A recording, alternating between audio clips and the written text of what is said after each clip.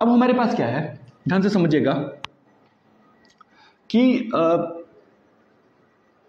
ऐसी कोई फेनोमेना है हमारे पास, ऐसी कोई फेनोमेना है जिसमें हम उसका फर्स्ट एलिमेंट डिसाइड कर पा रहे हैं, फर्स्ट एलिमेंट डिसाइड कर पा रहे हैं। क्लियर है क्या? तो if in any process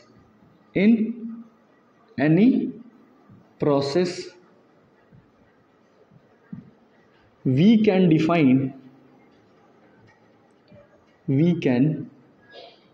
define the first member and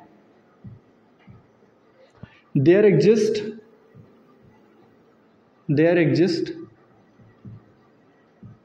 the predecessor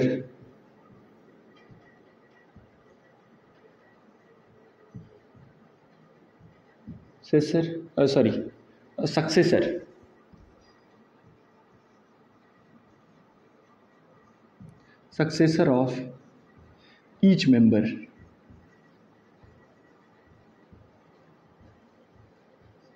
Then set or process is said to be countable. मतलब क्या है इसका? इसका मतलब क्या है, किसी भी प्रोसेस में जब हम पहला एलिमेंट डिफाइन कर पाए, हाँ या ना, जब हम पहला एलिमेंट डिफाइन कर पाए कि पहला ये है, यहां से हम शुरुआत करेंगे और आगे बढ़ा तो हर एक मेंबर का अगला वाला मेंबर डिफाइंड हो। मतलब 1 के बाद 2 आएगा, 2 के बाद 3 आएगा, 3 के बाद 4 आएगा, 4 के बाद 5 आएगा, 5 के बाद 6 आएगा, 6 के बाद 7 आएगा, हाँ या ना। तो हर एक मेंबर का सक्सेसर डिफाइन है, हाँ या ना। एक बात और, जैसे 1 का सक्सेसर 2 है, हाँ, तो ये कहां से पता चलता है कि 1 ही ऐड करना है? जैसे नहीं, सक्सेसर का मतलब क्या होता है? आगे वाला, जस्ट आगे वाला। सिंबल बोर्ड पे मैंने उसीलिए सिंबल बोर्ड पहले बता रखा है। 1 के आगे सिंबल बोर्ड की बात ना करें, हाँ, 1 के आगे 1.5 भी तो आता है। नहीं, 1 के आगे कोई जरूरी नहीं 1.5 आता है, और भी बहुत सारी चीजें हैं। हम सिंबल बोर्ड सक्सेसर डिफाइंड है सिंबल बोर्ड पे, हाँ, सिंबल बोर्ड पे एन, तो एन का सक्सेसर हम एक सिंबल प्रोड्यूस करते हैं, दिस n+1, ठीक, स्पेसिफिक है। इतनी बातें समझ में आ गई? तो काउंटेबल का मतलब ये होता है। अब जैसे मैं पूछूं कि नेचुरल नंबर का जो सेट है, नेचुरल नंबर का जो सेट है 1 that can be put under counting, ऐसी कोई भी चीज जो काउंटिंग के अंडर पुट करी जा सकती है, वो हमारा क्या बनेगी? काउंटेबल बन जाएगी। जैसे मैंने बोला नेचुरल नंबर का सेट बताइए काउंटेबल है कि नहीं? नहीं है। फर्स्ट एलिमेंट तो है, डिफाइंड है, लेकिन जो लास्ट एलिमेंट है, हाँ, उसका सक्सेसर डिफाइंड है। और लास्ट क्यों? हर एक कोई भी मेंबर उठाओ, मैं उसका सक्सेसर दे रहा हूं आपको, +1 लिख देंगे। हाँ, बस। तो इसका मतलब क्या है कि हर एक मेंबर का काउंटेबल है। इसका मतलब नेचुरल नंबर का जो सेट है वो हमारा क्या बनेगा? काउंटेबल में आएगा।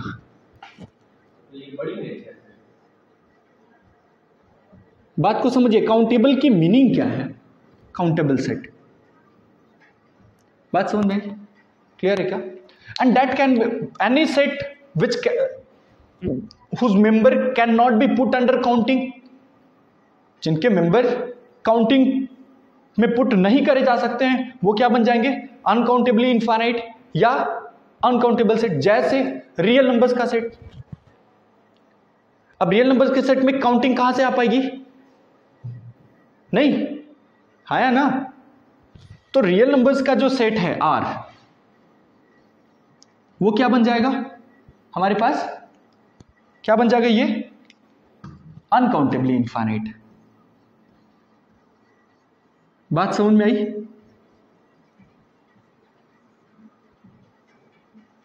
इनफाइनाइट। क्लियर है क्या? तो ये दो इंपॉर्टेंट सा एक कैटेगरी। कौन सा? ये आर। अब आर में मतलब पूरे रियल नंबर्स। अब इसमें कैसे आप काउंटिंग में, यदि हम 1.1 दे रहे हैं तो 1.1 का अगला मेंबर आप जानते हो क्या? यू डोंट नो, अगला मेंबर ही नहीं जानते। हाँ या ना? आप जो मेंबर दोगे मैं उससे छोटा मेंबर बता दूंगा। दिस प्लस दिस बाई 2 उससे छोटा आ जाएगा। नहीं समझे? जैसे ये है नंबर लाइन पे, ये है ए, ये है बी। आप बोले मुझे बी दे दिया आपने, या मान लीजिए इनके बीच का नंबर कोई सी दे दिया, जैसे √2 ले लिया आपने पहला नंबर। हाँ ठीक है, √2। और फिर इसके बाद इसका सक्सेसर क्या लिखेंगे? इसका सक्सेसर थोड़ी, इसके बीच का नंबर कोई, पहले तो मेंबर तो देखे ना भाई। Member can be put under counting. तो पहले अगला मेंबर बताओ आप, अगला मेंबर कौन सा बताओगे आप?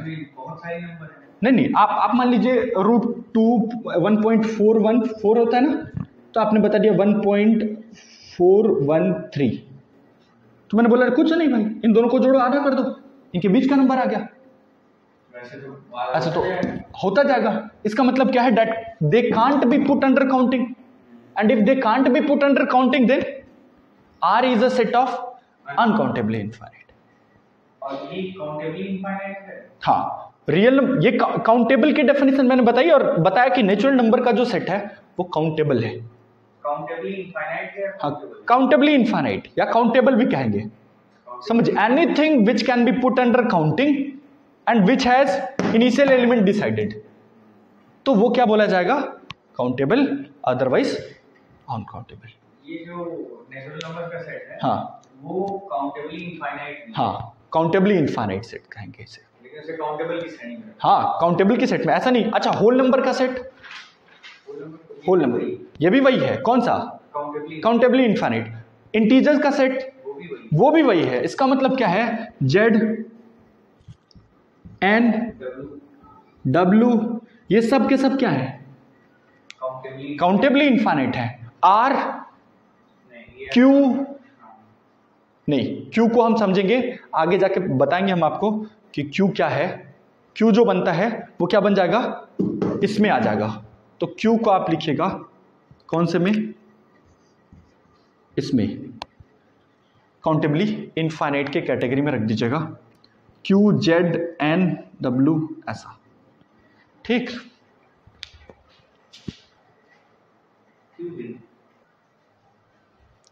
अब क्या काम करते हैं कि हमने आपको सेट्स के बारे में बता दिया।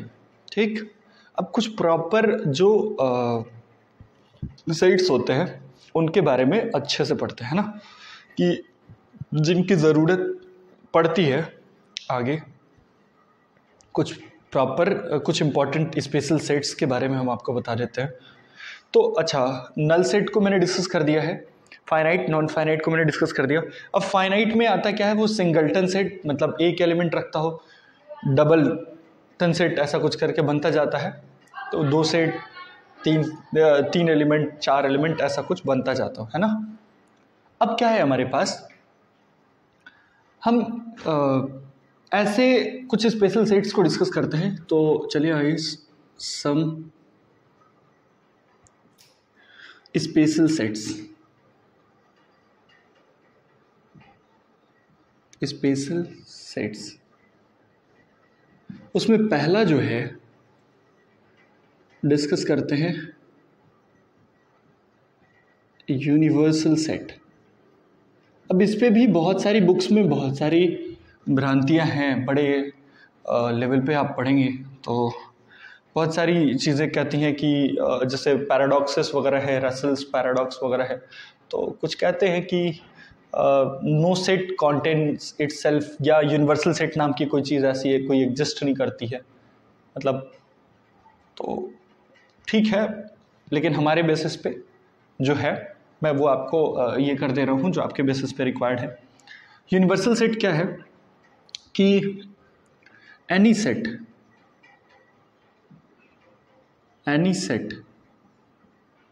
which contains everything, which contains everything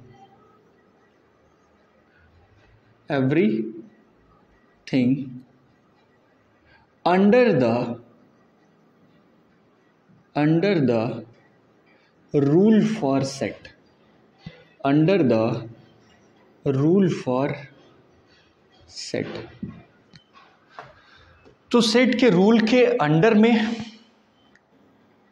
जो सब कुछ कॉन्टेन करे, सेट के रूल के जो भी स्पेसिफिक रूल है, for example set of natural numbers, तो नेचुरल नंबर्स के सेट में जो सब कुछ कॉन्टेन करे, बात समझ में आ रही है, तो उसे हम क्या बोलेंगे, universal set. For example the student of Delhi public school DPS, तो उसमें सभी स्टूडेंट आ जाएंगे। अब उसमें कुछ स्टूडेंट ऐसे होंगे, हम बात करते हैं कि ये करेंगे, कुछ स्टूडेंट ये करेंगे, कुछ स्टूडेंट ये करेंगे, तो वो अलग अलग पार्ट बनते जाएंगे, लेकिन पूरे को कंटेन करने वाला जो सेट होगा DPS, उसे हम क्या बोलेंगे, यूनिवर्सल सेट, है ना। ऐसा कुछ under the rule for set, ऐसा कुछ स्पेशल सेट्स में पहला। दूसरा, अब देखिए इसके बाद मैं थोड़ा सा स्लाइटली डिफर कर रहा हूँ। अब कुछ पहले नंबर्स के सेट्स के बारे में पढ़ लेते हैं। तो सेट ऑफ नंबर्स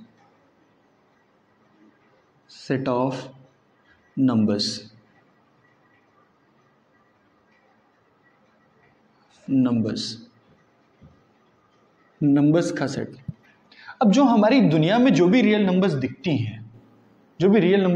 हैं आर का सेट, तो ये रियल नंबर के सेट से हम डिनोट करते हैं। ये सेट ऑफ क्या है, set of what, real numbers, set of real numbers. अच्छा, अब कॉम्प्लेक्स की कैटेगरी में नहीं जा रहे हैं हम, केवल रियल नंबर्स की कैटेगरी में रह रहे हैं। तो रियल नंबर दो टाइप्स की होती हैं। ध्यान से देखिएगा, अलजेब्रिक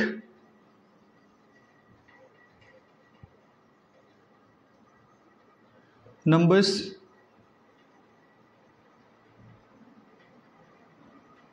दूसरा ट्रांसेंडेंटल नंबर्स।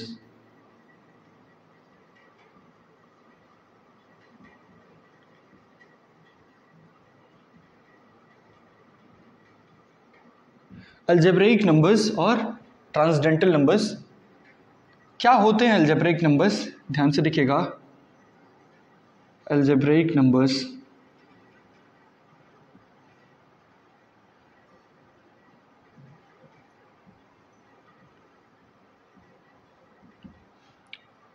अब ध्यान से देखिए, a polynomial having rational coefficients, मैंने क्या बोला, या an equation having rational coefficients. इसका मतलब क्या है, रेशनल को मैंने पहले डिफाइन कर रखा है।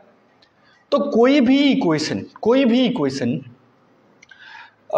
जो रेशनल कोफिशिएंट रखता हो, मैंने क्या बोला, कोई भी इक्वेशन जो रेशनल कोफिशिएंट्स रखता हो, ठीक है, रियल नंबर, ध्यान से देखिए मैंने पहले ही टैग लगा दिया कि वो कैसा होना चाहिए, रियल नंबर होना चाहिए, क्योंकि आर पे डिस्कस कर रहे हैं, है ना। तो a real number which is the roots of a polynomial having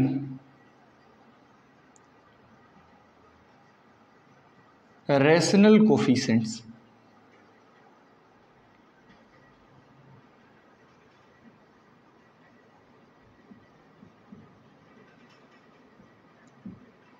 for example, अब इसका मतलब क्या है सर, ये तो बहुत ड्रामाबाजी कर दी है सर आप। A real number which is the roots of a polynomial, उस पॉलिनोमियल का रूट हो क्या, having what, rational coefficients. For example 1 है कि नहीं, है भाई, हम एक ऐसा इक्वेशन बना सकते हैं कैसे, x minus 1 is equals to 0।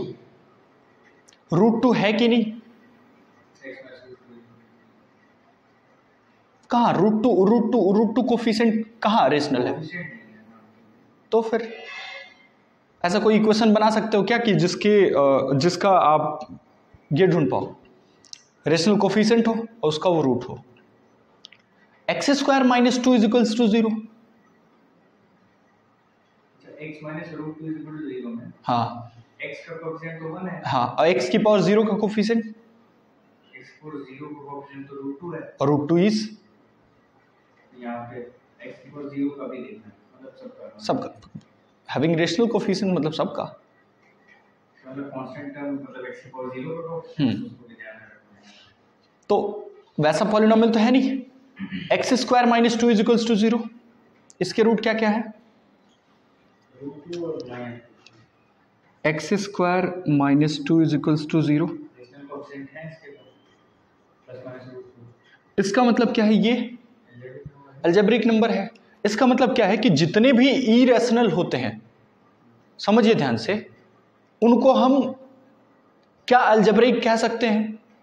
कोई जरूरी नहीं। फॉर एग्जाम्पल हो नहीं भी हो सकता है। देखिए ध्यान से, पाई x² या पाई x या x प्लस पाई या x² plus pi is equals to 0। अब बताइए, तो इसका तो x पावर 0 का कोएफिशिएंट ही रेशनल नहीं है, बात खत्म। नहीं तो ऐसा कोई पॉलिनोमियल आप नहीं बना पाओगे ओवर रेशनल जब तक कि पाई इन्वॉल्व ना करो इक्वेशन में, तब तक पाई आंसर आएगा कहाँ से? हाँ या ना? जब तक पाई इन्वॉल्व ना करो तब तक पाई आंसर तो आएगा नहीं, हाँ या ना? तो पाई इन्वॉल्व करना पड़ेगा, और पाई जैसे ही इन्वॉल्व करोगे तो वो क्या देने लगेगा? इरेशनल कोफिशिएंट्स आ जाएंगे, हाँ या ना? Pi is an irrational number, तो इरेशनल कोफिशिएंट्स आ जाएंगे, और जब पाई इरेशनल कोफिशिएंट्स आ जाएंगे तो इसका मतलब ओवर आएगा ही नहीं। वैसे ही फॉर एग्जांपल एक्सपोनेंशियल वो भी नहीं देगा, हाँ या ना? तो इसका मतलब क्या है कि पाई ई अलजेब्रिक नहीं है, तो इसका मतलब क्या है? Which is not algebraic, that is transcendental. तो ट्रांसडेंटल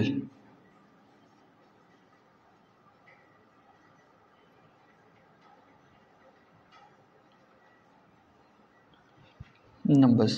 अच्छा, इसमें क्या दो ही नंबर्स होंगे क्या ट्रांसडेंटल में? अभी तक नॉन स्पेसिफिक में ये चीजें आती हैं। तो ट्रांसडेंटल नंबर्स क्या होते हैं? बहुत सारे कांस्टेंट हैं जो ट्रांसडेंटल होते हैं। ट्रांसडेंटल नंबर्स क्या होता है? Real number which is a real number which is a real number which is not algebraic, बस इतना कह देते ना, not algebraic, right, is called या are called या is called, sorry, is called what?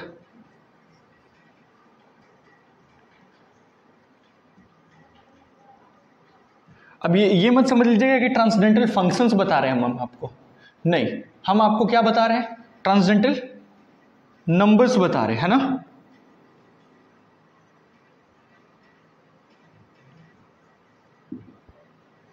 अब इसको थोड़ा सा हम अच्छे से ये कर देते हैं, समझिएगा। ये है हमारा R का सेट, तो R बन गया a set which contains everything under the rule of set. तो R क्या बन गया यहाँ पे? R क्या है? R हमारा बन गया कौन? यूनिवर्सल। अब either it will be rational और irrational, any number, either it will be rational और इरेशनल, ठीक? And a number is irrational, तो उसमें भी कोई ट्रांसडेंटल हो सकता है। फॉर एग्जांपल पाई ई बात समझ में आ रही है? तो दिस इज इरेशनल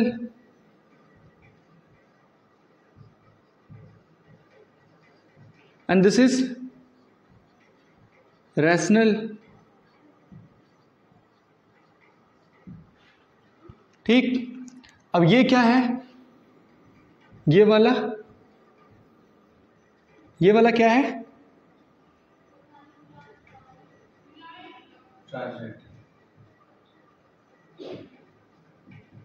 ठीक, ट्रांसडेंटल। अच्छा, इसको देखने से समझ में आ रहा है रेशनल। अच्छा, ये देखिए यहां से इरेशनल का ये वाला जो नॉन सैडेड पोर्शन है, जो नॉन सैडेड पोर्शन है उसे हम क्या बोलेंगे? नॉन सैडेड पोर्शन को क्या बोलेंगे? अलजेब्रिक। तो नॉन सैडेड पोर्शन क्या बन गए? Algebraic numbers. बात समझ में आई? नॉन सैडेड पोर्शन क्या बन गया? अलजेब्रिक नंबर्स बन गए। इसका मतलब क्या है कि a number is irrational then it will be, मैंने कह दिया a number is irrational then it will be algebraic और नॉट? मे बी और may not be. If a number is transcendental it will be algebraic और not? Surely not. Clear है क्या? ठीक, अब जैसे मैंने कह दिया कि if a number is something transcendental it will be irrational और not?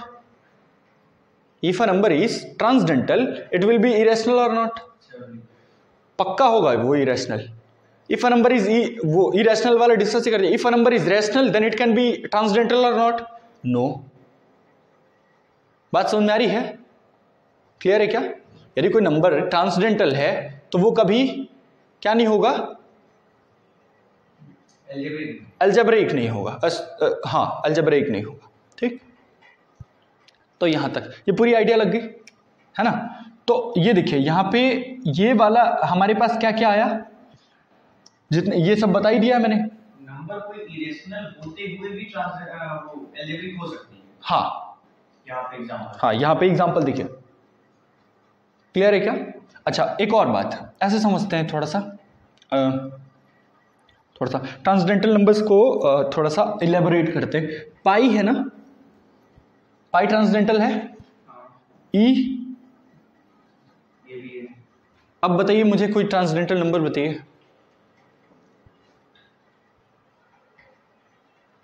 Pi plus R, any real number को पाई से ऐड कर दें तो वो क्या बन जाएगा?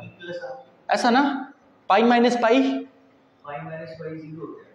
और जीरो इज तो the sum of two transcendental is transcendental और not? Sum of two transcendental is transcendental और not? It surely transcendental. Pi minus pi, this is subtraction but pi plus minus pi, also a type of may be may not be और may not B. ऐसा तो कह नहीं सकते। ठीक, तो पाई plus are नहीं कहेंगे। पाई हो गया, ई हो गया, और बताइए कुछ। पाई प्लस वन, हाँ या ना? पाई प्लस वन है कि नहीं ट्रांसडेंटल? है, हाँ या ना? अच्छा, ये इनके बारे में जानते हैं आप?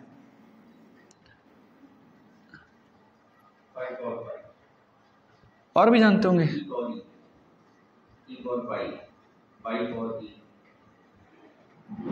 बनाते जाइए, pi square and so on, ये सब ट्रांसडेंटल है। इसका मतलब ट्रांसडेंटल प्लस माइनस या फिर पावर में कुछ भी लगा रहे हैं तो वो ट्रांसडेंटल ही। तो ये ध्यान रखिएगा, ऐसे कुछ सेट्स आपको पता होने चाहिए। ठीक, मैंने पूरी अच्छे तरीके से कुछ स्पेशल सेट्स को डिस्कस कर दिया। अब कुछ इंटीजर्स का सेट भी आता है, इसी में बात करते हैं लोग। रेशनल्स मैंने पहले ही बता दिए आपको, तो इंटीजर्स को भी डिस्कस कर लेते हैं अलजेब्रिक में। ट्रांसडेंटल को मैंने बता दिया, ट्रांसडेंटल को ज़्यादा पढ़ना नहीं है। अलजेब्रिक को भी हमें बस काम में लेना है, ऐसा तो ज़्यादा काम नहीं है। सेट्स में हम इसलिए बता रहे हैं कि चूंकि आता रहता है तो फिर आपको ज़्यादा आसानी होगी फंक्शंस वगैरह को समझने में। अब एक काम करते हैं, समझते हैं किसको, set of integers. Set of integers,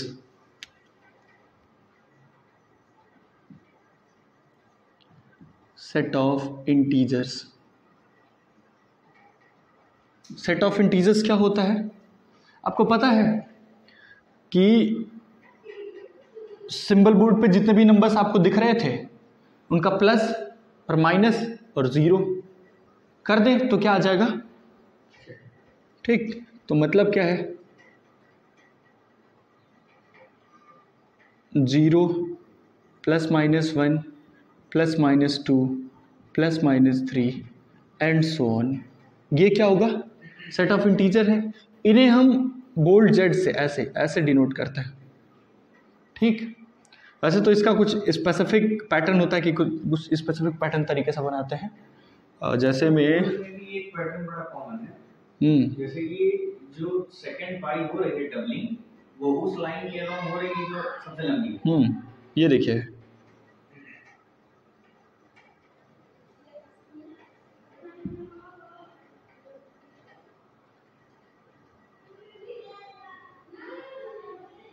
ऐसा कुछ। तो ज़्यादा हमें उससे काम नहीं है। ये वैसे तो ये वर्ड है लैटिन का, क्या बोलते हैं इसे, देखिएगा, ये जेड मतलब कहाँ से लिया गया है, तो ये लिया गया है जालेन।